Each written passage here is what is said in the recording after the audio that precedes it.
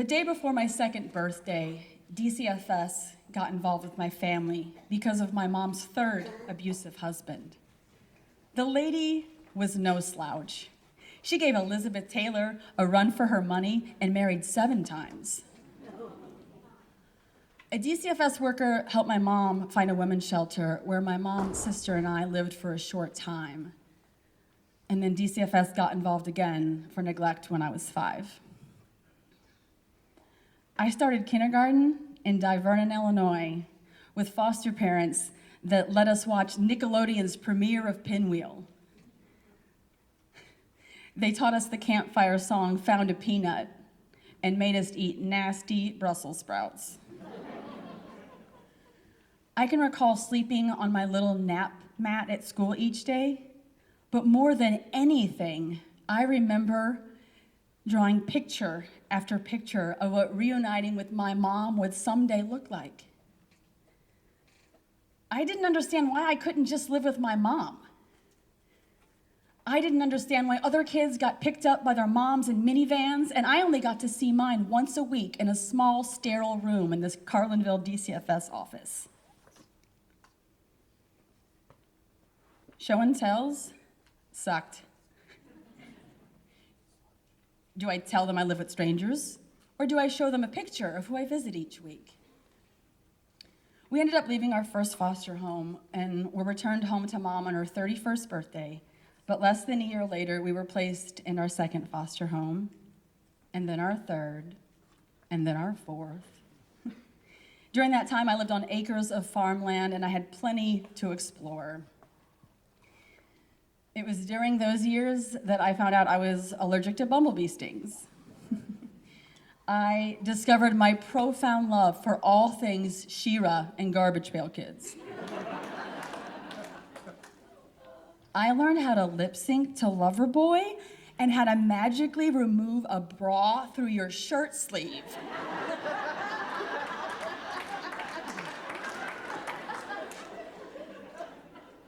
I became a Girl Scout brownie. I learned how to tie my shoes and ride a bike. I learned the importance of freeze tag, ghost in the graveyard, Sunday school, and how to shuffle your feet just right and give electric shocks to others during dry winter months. I was the town of Gillespie's Pogo Ball champion in 1987, and I had the Dairy Queen gift certificate to prove it. I was also fed every meat known to humanity: deer, squirrel, turtle, rabbit, and can now attribute my vegetarianism to the formerly licensed foster parents of Macoupin County. Basically, I learned how to be a kid. I had a childhood. I had some normalcy. However, I also learned how to perfect the art of the foster child, how to blend, adapt, adjust to change. Don't get too attached to any one person or thing, because eventually they're going to leave you, or eventually you're going to be forced to leave it. I learned how to condense my week's worth of kid news and make lists of stuff that I did so my mom wouldn't miss a thing. I learned how to ignore the comments from other kids in school about how I was a weirdo, an outsider, and how to ignore the mean jokes about my Lions Club donated eyeglasses and my hand-me-down clothes from kind teachers. I learned how to hold my hand just right so that when I handed my free lunch card to the cafeteria lady, the other kids in line behind me couldn't see it. I learned how to be ashamed, embarrassed, and how to think something must really be wrong with me. Otherwise, my mom would try harder and get me back home. Well, eventually she did try hard enough, and we went back home on Christmas Eve, 1986, and 842 South State Street, Litchfield, Illinois, became our home. A few years later, we ended up back at our hometown of Springfield. And my sister and I stayed with an old family friend while Mom was busy meeting her 6th husband in the psych unit of Memorial Hospital. The two became quite the dynamic duo. If you combine their love of drugs, drinking, and fights with the refusal to take their psych meds, and it was quite a show. We dreaded weekends because it meant we would have to be at home all day long for 2 whole days without school to shield us. And when their fights were particularly volatile, my sister and I would end up spending the weekend in a youth shelter.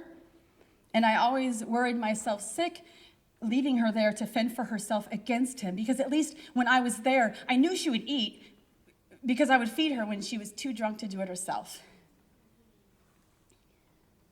The drugs and drinking and abusive relationships finally took their toll on our family for the last time on June 27th, 1990. It took the police coming to our house and removing my sister and I 7 times in 2 months before they finally put us back into foster care. 7 times they came to our house, heard our scared pleas, took us, and put us back. 7 times. The 911 dispatcher listened to my sister and I cry into the phone, worried that this man may kill our mom. And on June 28th, my sister and I were placed in a temporary shelter with our maternal grandma until DCFS could find a home willing to take 2 almost teenage sisters. The one resounding theme that is far too common in the lives of foster children is loss. In the few days that we were placed with our grandma, I overheard her telling my sister something. One of Billy Graham's crusades was blasting on Grandma's large-ass console TV, but he was not preaching the word of God loud enough to drown out what my ears had just heard. I want to keep you here with me, but I don't want Kristy.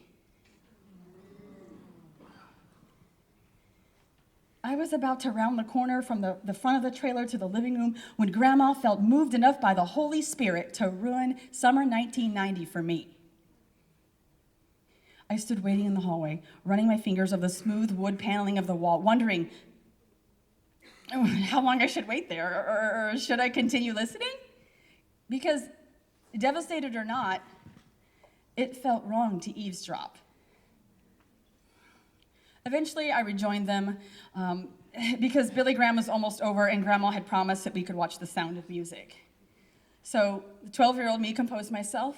I sat on the couch, and I knew in that exact moment that I was not good enough for my grandma.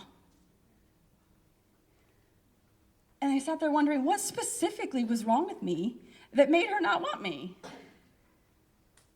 Was I too loud? Did I talk too much? Was I too whiny? Or was it because I reminded her of her own daughter, my mom? I dared not ask or confess that I heard anything.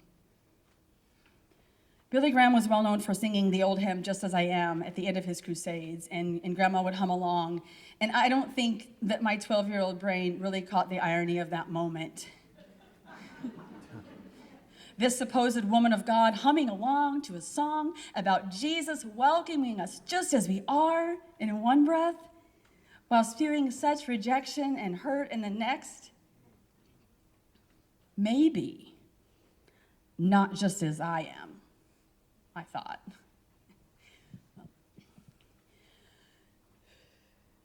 Well, I was different, and Grandma knew it.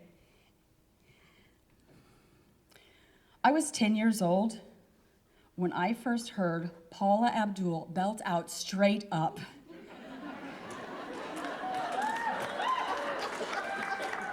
I am pretty sure the heavens aligned, and I immediately turned into a lesbian.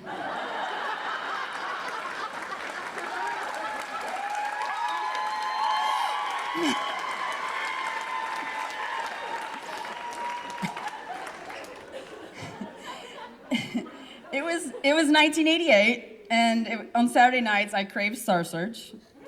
I also craved Paula.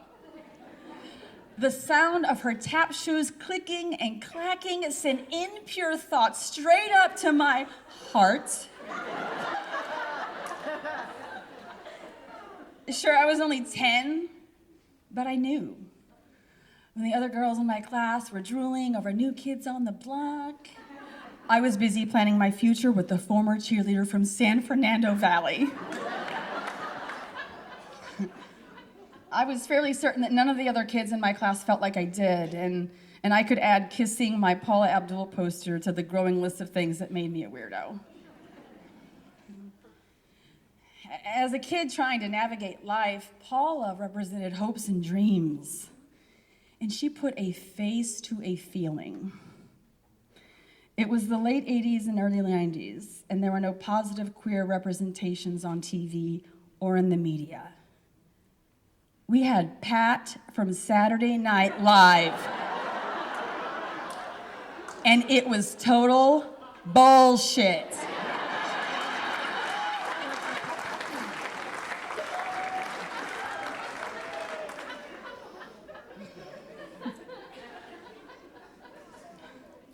When you're raised in foster care, no one expects you to amount to much.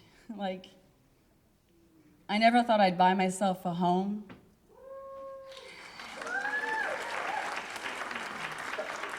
And for years, I convinced myself I didn't want one anyway. I convinced myself that I wouldn't be able to afford one on my own. But the reality was that I didn't know how to sit still.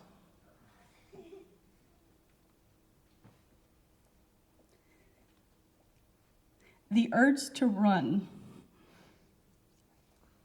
The urge to run is real and has reared its ugly head many times. And after moving from North Pole, Alaska to Normal, Illinois in 2021, I found the love and support in the form of an amazing group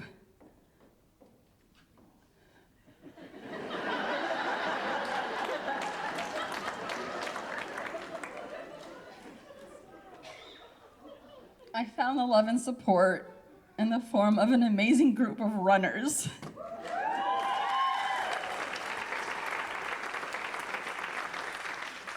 I found a job at my alma mater. I found some stability. And as soon as I found a reason to stay, it felt uncomfortable. I didn't tell my friends, but this past April, a few months ago, I got the urge and started looking for a reason to leave. Leaving is safe. Leaving is familiar chaos. When you're raised in foster care, no one expects you to succeed or to stay. I applied for a job in Anchorage, feeling a pull to return to Alaska, and I got the job. I was about to accept the offer, but then I did a stupid thing. In the worst possible housing market, I put an offer in on a house in Bloomington.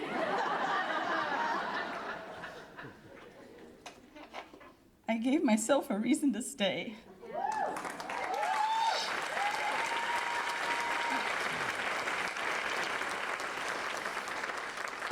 And as I sit in my new home, I anticipate disaster. That's normal, right? Yes. I sit comfortably in my green chair of imposter syndrome, waiting for a fire, a broken hot water heater, a shitty neighbor, a foreclosure.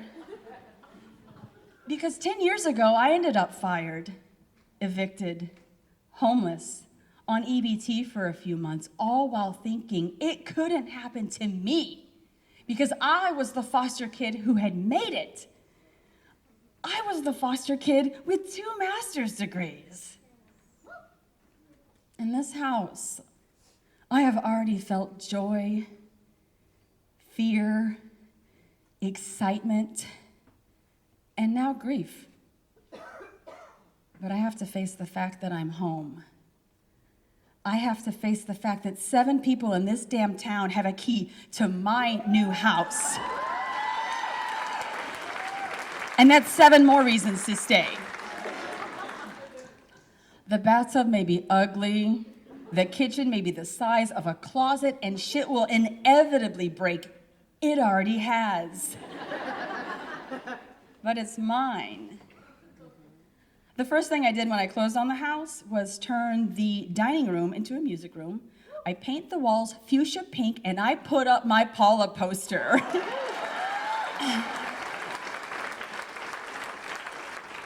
The poster hangs on my wall as a reminder of how far I've come on my journey. I don't kiss it anymore. I really don't. And I don't look at it longingly as I sit in my new space. Paul and I have turned a corner in our relationship. When I met her in Pennsylvania in 2016, backstage at a concert, her first one in decades, I was able to share my appreciation with her. I spoke to her for like 5 minutes, and I thanked her for inspiring me as a kid.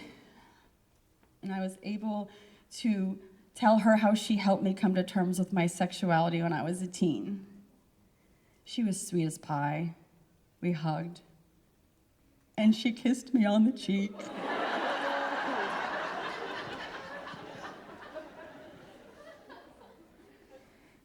What she doesn't know is that her face now graces the walls of the very first place that I have chosen to be my home, all on my own, straight up.